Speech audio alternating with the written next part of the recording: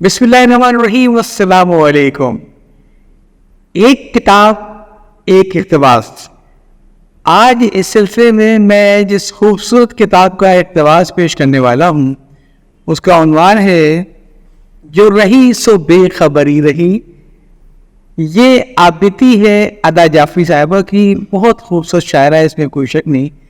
اچھا، اس کتاب کو تو شائع ہوئے تقریباً 28 برس کے قریب ہو چکا ہے۔ آج میں اس کو اس لیے منتخب کر رہا ہوں کہ پڑھی میں نے بھی ہے، اور جب یہ میرا تبصرہ ختم ہو جائے گا اور اقتباس ختم ہو جائے گا پھر میں آپ کو یقیناً اپنے یوٹیوب کے کمنٹس میں جا کر بتاؤں گا کہ اس کتاب کو حاصل کرنے کا طریقہ کیا ہو۔ ادا جعفری صاحبہ کی اس کتاب کو پڑھتے ہوئے یوں لگتا ہے جیسے قدیم زمانے کا داستان فن گوئی زندہ ہو گیا ہے۔ یہ اپنی آپ بیتی میں اپنے قارئین کو اپنے ساتھ لے کر چلتی ہیں اور انہیں اس طریقے سے سیر کراتی ہیں جیسے اڑن کھٹولے کے اوپر لے جا کر مختلف ادوار کی سیر کرا رہی ہوں۔ بدایوں کے علاقے میں پیدا ہوئی، بہت ہی بڑے رئیس گھرانے سے ان کا تعلق تھا، اور کسی زمانے میں ان کے کوئی بزرگ رہے ہوں گے ٹونک کے اندر، تو ان کا گھر کہلاتا تھا ٹونک والوں کی حویلی، اور بہت بڑا سا اس کا پھاٹک تھا، اندر کئی چھوٹے چھوٹے گھر تھے جو ان کی بچپن کی یادیں ہیں۔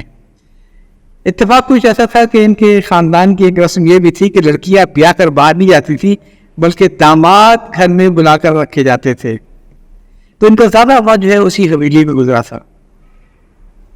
میں نے بتایا نا کہ یہ بالکل داستان گوئی ہے، اور اس میں ہمیں، کیونکہ آپ کو معلوم ہے کہ ادا جعفری صاحبہ 1924 میں پیدا ہوئی تھی اور 2014 کے قریب ان کا کراچی میں انتقال ہوا۔ 90 سال کا انہوں نے عہد دیکھا ہے، لیکن اپنی داستان گوئی کے فن سے لگتا ہے گویا ہمیں یہ ہزاروں سال کی داستان سنا رہی ہوں، ان تہذیبوں کی داستان سنا رہی ہوں جو کہ اب مٹ چکی ہیں، جس کا کوئی وجود نہیں ہے، اس وقت کی تصویر دکھا رہی ہوں جس کے اب کھنڈر بھی باقی نہیں رہ گئے۔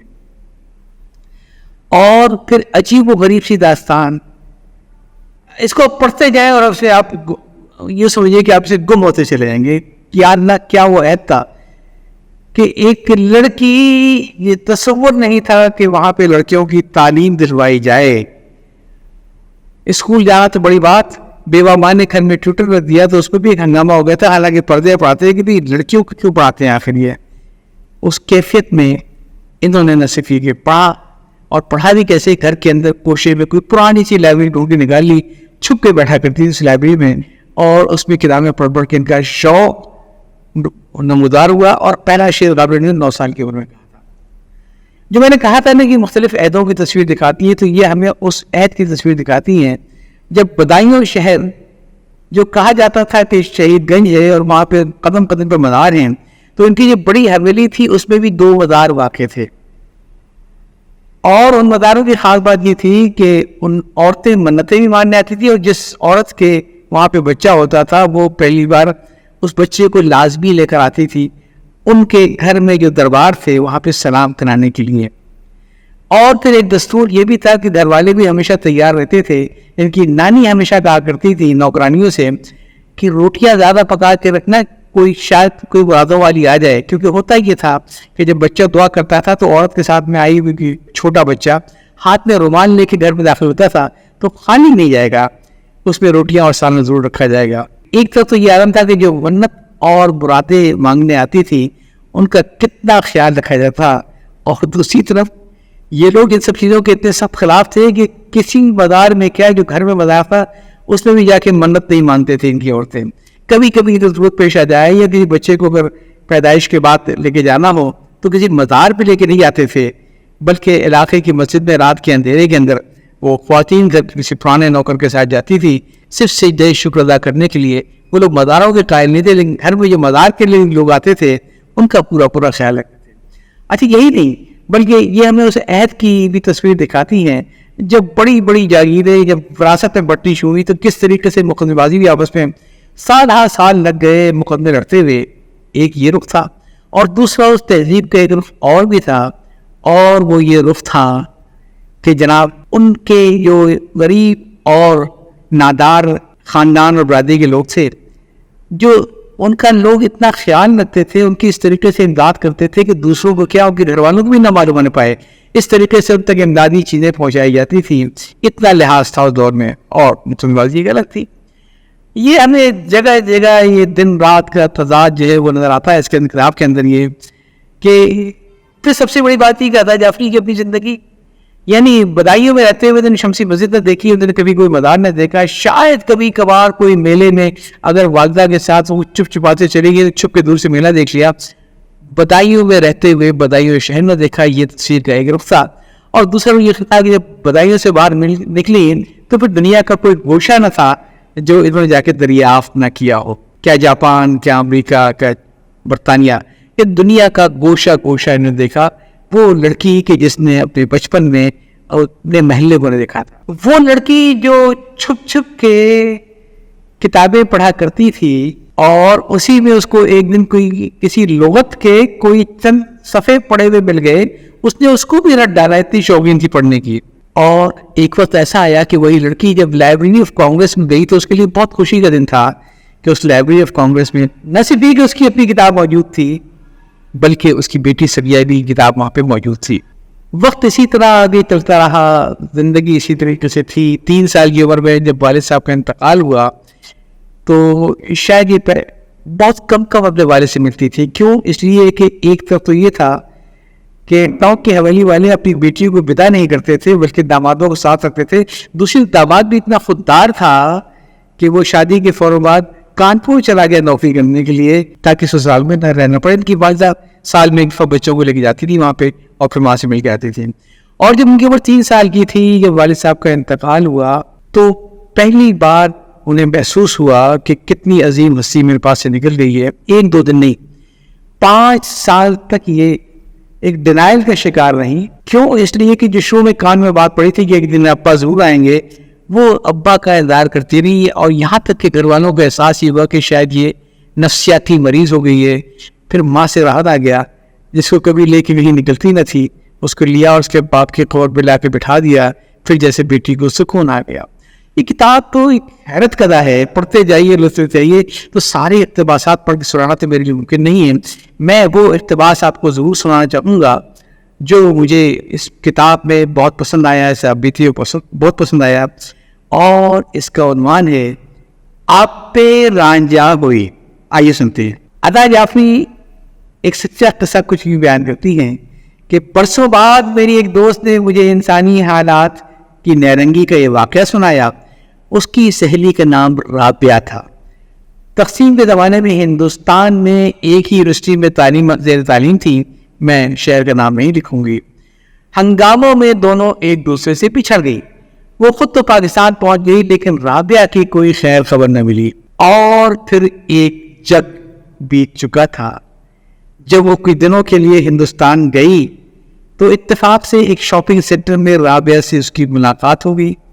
دونوں کسی پاس کے ریسٹورانٹ میں ایک کونے میں جا کر بیٹھ گئیں. بات تو وہیں سے شروع ہوئی جہاں سے دونوں کا ساتھ چھوٹا تھا. مگر اس دن ان کے ماضی کے محل سرا میں کسی ایسے دریچے کے پٹ نہ کھل سکے جو بیتے دنوں کی خوشیوں اور اجالوں کے امین تھے. کیاریوں میں کھلے ہوئے پھولوں میں رسا تتلیوں کا کوئی منظر ان کی آنکھوں کے سامنے آیا. کسی بے ساختہ ہنسی کی کھنک کانوں میں نہ گونجی, نہ کوئی بھولی بسری خوشبو پاس سے ہو کر گزری. آنکھوں میں کوئی نورانی چہرہ نہ آیا. سر پر کسی مہربان کا لمس محسوس ہوا. وقت کی دھول نے رابعہ کے زخموں کو چھپا لیا تھا لیکن اس لمحے اپنے ماضی کی رازدار سہیلی کو وہ سب ڈھکے چھپے گھاؤ دکھانے پر مجبور ہو گئی تھی. مدتوں بعد کوئی اپنا ملا تھا. وہ بولتی رہی اور دھندلکوں سے کچھ جھلکیاں اس کی آزان سہیلی کی آنکھوں کے سامنے آ گئی. اسے یاد آ گیا کہ یونیورسٹی میں فارغ اوقات اور چھٹی کے بعد واپسی کا مختصر سا راستہ رابعہ کے لیے ہمیشہ ایک پریشان کر دینے والا مرحلہ ہوتا تھا. وہ ہمیشہ ایک خاص فاصلے پر رہا. کبھی مجھ سے کچھ کہا بھی نہیں لیکن جتنی دور ممکن ہوتا رابعہ کے پیچھے پیچھے چلتا رہتا. جیسے اس کے نقش پا کی رہنمائی کے بغیر کسی راہ میں کسی روشنی کا کوئی امکان نہ ہو. وہ بھی اسی یونیورسٹی میں تعلیم حاصل کر رہا تھا.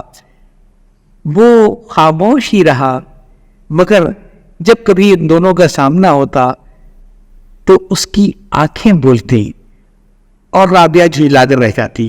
پھر پورا ملک فسادات کی لپیٹ میں آ گیا.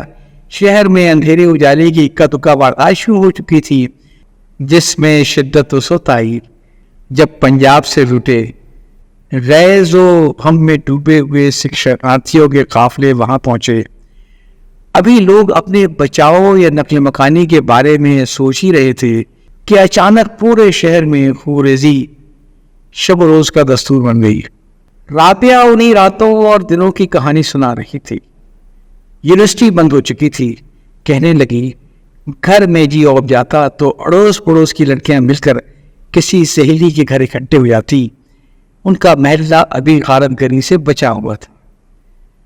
اس شام بھی 8-10 چھوٹی بڑی لڑکیاں ایک عمر رسیدہ عورت کو اپنے ساتھ لیے اپنے گھر واپس جانے کے لیے جلدی جلدی گلی سے گزر رہی تھی کہ اچانک گلی کے موڑ پر ایک بپھرے ہوئے ہجوم نے انہیں گھیر لیا. اور پھر روتی دھوتی چیختی چلاتی لڑکیاں کرپان اور خنجروں کے نوک پر آپس میں تقسیم کی جانے لگی. چادروں کی دھجیاں پاؤں تلے رولی جا رہی تھی. اسی عرصہ حشر میں اچانک ایک آواز جو رابعہ کے لیے اتنی عجیبی نہیں تھی سنائی دی. وہ کہہ رہا تھا، سجنوں یہ لڑکی میری یونیورسٹی میں پڑھتی ہے، میں 1 سال سے اس کو دیکھ رہا ہوں، کرپا کرو یہ لڑکی مجھے بخش دو، آج ہی تو موقع ملا ہے. رابعہ نے اسے دیکھا یا نہیں دیکھا، یہ وہی سکھ لڑکا تھا جس سے یونیورسٹی میں وہ پریشان سی اور کبھی کبھی خوفزدہ رہتی تھی. وہ اسے اپنے دوست کے گھر لے گیا جو پاس ہی تھا. سڑک پر شور سن کر وہ اس مکان سے باہر نکلا. اس نے دوست سے بات کی اور لڑکی کو ایک کمرے میں لے گیا. اندر سے دروازہ بند کرنے کے بعد اس نے دیوار کی طرف دیکھتے ہوئے رابعہ سے کہا کہ اب وہ قطعی محفوظ ہے، بے خوف و خطر آرام کرے، صبح ہوتے ہی اسے اس کے گھر پہنچا دیا جائے گا. اور خود دروازے کے پاس ہی ایک کرسی بچھا کر دروازے کی طرف منہ کر کے بیٹھ گیا. اس نے کہا وہ خود اس کمرے میں رات بسر کرنے پر مجبور تھا، ورنہ دوسرے تو کیا اس کا دوست بھی اس سے بگڑ جاتا. فضا اس حد تک زہریلی ہو چکی تھی کہ ممکن ہے قتل تک کی نوبت پہنچتی، اور رابعہ کی حفاظت کے لیے بھی کمرے میں مرد کی موجودگی ضروری تھی جو اسے مال غنیمت کے طور پر لے کر آیا تھا. وہ چپ رہی. الفاظ اس کے ہونٹوں میں دم توڑ چکے تھے. وہ خود اس کمرے میں تھی اور اس کا پورا وجود کسی بے کنار صحرا میں بھٹک رہا تھا، کسی اندھی قبر میں دفن ہو چکا تھا. سانس گھٹ رہی تھی، ذہن اندھیروں سے ہٹا ہوا تھا. رابعہ لمحہ لمحہ موت کا ذائقہ چکھ رہی تھی. زہریلے ناگ اسے پے در پے ڈس رہے تھے اور کہیں موت دور کھڑی ہوئی تماشا دیکھ رہی تھی. رابعہ کے بس میں کیا تھا؟ رات اس کے آس پاس رینگ رہی تھی اور اس وقت اس کے ذہن اور جسم کی اور روح کی ساری توانائی اس کی آنکھوں میں سمٹ آئی تھی. وہ ٹکٹکی باندھے اس اجنبی شناسا کی دشمن کی پیٹھ تکتی رہی کہ نہ جانے کب ہو بڑھے، کب اس کی طرف بڑھے. یونیورسٹی سے اس کا پیچھا کرتے وہ کبھی تھکا نہیں تھا. پھر وہ بولتی ہوئی آنکھیں، مرد کے خراٹوں کی آواز سن کر بھی اس کی پلک سے پلک نہ لگی. رات دھیرے دھیرے گھسٹ رہی تھی اور وہ بے خبر سو رہا تھا. کئی صدیاں گزر گئی تو اس کی بے خواب اور آنسوؤں تک سے محروم آنکھوں کو روشن دان نے بتایا کہیں میلے میلے اجالے کے آثار نمودار ہو رہے تھے۔ رابعہ کو ابھی تک اپنے خوف اور وسوسوں سے نجات نہیں ملی تھی۔ آہستہ آہستہ اس کا ذہن سوچنے کے قابل ہوا، اگر واقعی صبح ہو گئی، دن کے اجالے پھیلے تو کیا ہوگا؟ وہ سوچ رہی تھی۔ شام پڑے محلے کی 8-10 لڑکیوں پر جو سانحہ گزرا تھا، اس کی خبر دن کا اجالا کہاں کہاں پہنچائے گا۔ وہ لڑکیاں اب نہ جانے کہاں ہوں گی اور کس حال میں ہوں گی۔ وہ خود بھی تو انہی کے ساتھ تھی۔ ایک پوری رات اس نے گھر سے باہر گزاری تھی۔ اسے ایک رات میں ایک زمانہ، ایک عہد بیت گیا، سب ختم ہو چکا تھا۔ وہ سوچ رہی تھی کہ اس قیامت کی رات میں اس نے اپنی تمام عمریں گوا دی۔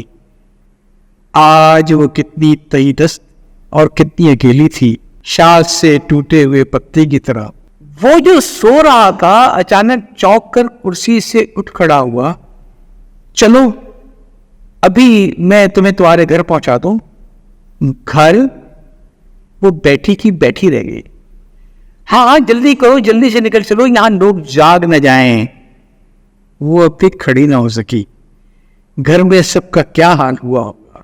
اس کے ماں باپ نے یہ رات کیسے کاٹی؟ اب ان کے دل کے کسی گوشے میں کوئی پرچھائی موجود ہوگی یا نہیں؟ کیا اب بھی کسی ہتھیلی پر دعا کا کوئی چراغ روشن رہا ہوگا؟ اب وہ ان کا سامنا کیسے کر سکے گی؟ سب دل شکستہ گھرانوں کے ساتھ اس کے گھر والے بھی اسے رو چکے ہوں گے۔ شاید کبھی انہیں صبر بھی آ جائے۔ ایک پوری رات گھر سے باہر بسر ہوئی تھی۔ یہ شفاف حقیقت کسی سے چھپی تو نہ رہی ہوگی، اور جو دوسری حقیقت تھی اس کا یقین کس کو آئے گا؟ کیا لوگوں کی چپتی ہوئی نگاہیں ساری عمر اس کا اور اس کے ماں باپ کا پیچھا نہیں کریں گی؟ جواب سے محروم سوالوں کے تانے بانے ابھی وہ بن ہی رہی تھی۔ اس کا باپ سر اٹھا کر کیسے چلے گا؟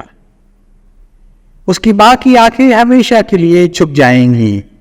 یہ کب سوچا تھا کہ محبت اور شفقت نچھاور کرنے والوں کے لیے ایک دن اس کی موت کا یقین اس کی زندگی سے زیادہ قیمتی ہو جائے گا۔ وہ دروازہ کھول رہا تھا۔ تو وہاں میرا تعاقب کرتے تھے، اس نے خود کو کہتے ہوئے سنا۔ وہ گہری اندھیاری میں ڈوبی ہوئی تھی۔ لفظ و معنی پر اختیار ختم ہو چکا تھا۔ وہ بڑا سچا جذبہ تھا اور شاید عمر بھر میرے ساتھ رہے گا، مرد نے پورے خلوص اور یقین کے ساتھ کہا۔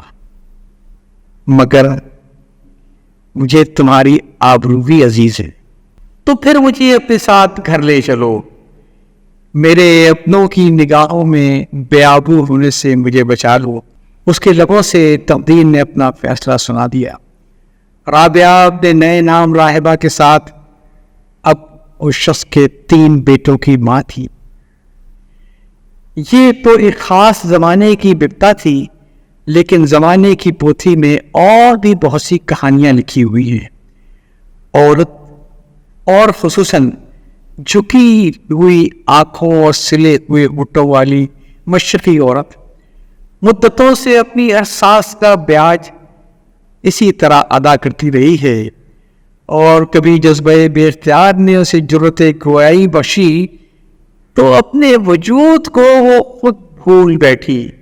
رانجھا رانجھا آخ دی نی میں آپ پہ رانجھا ہوئیاں، مگر یہ خود فراموشی بھی اس کے کب کام آئی۔ مٹ جانا اس کی سرشت ہے، کبھی اپنوں کبھی غیروں کی دہلیز پر قربان ہوتی رہی ہے۔ آپ اقتباس سن رہے تھے، ادا جعفری کی آپ بھی تھی، جو رہی سو بے خبری رہی، اور یقین کیجئے یہ پوری کتاب اسی قسم کے خوبصورت اقتباسات سے بھری ہوئی ہے۔ اس کتاب کو حاصل کیجئے اور پڑھنے کی کوشش کیجئے۔ اچھا، یہ کتاب اتنی پرانی ہے کہ ممکن ہے بازار میں نہ مل سکے۔ اگر ایسا کوئی مسئلہ ہو تو اگر ضرورت ہے اس کی سافٹ کاپی کو پڑھنے کی، اچھی سافٹ کاپی بنی ہوئی ہے، پڑھنے میں بہت عمدہ ہے، تو پھر عزرائے کرم اس ویڈیو کے کمنٹس میں اپنا نام لکھ دیجیے اور اس کتاب کی سافٹ کاپی کے URL کا پتہ مجھ سے لے لیجیے. یاد چاہتا ہوں. اللہ حافظ.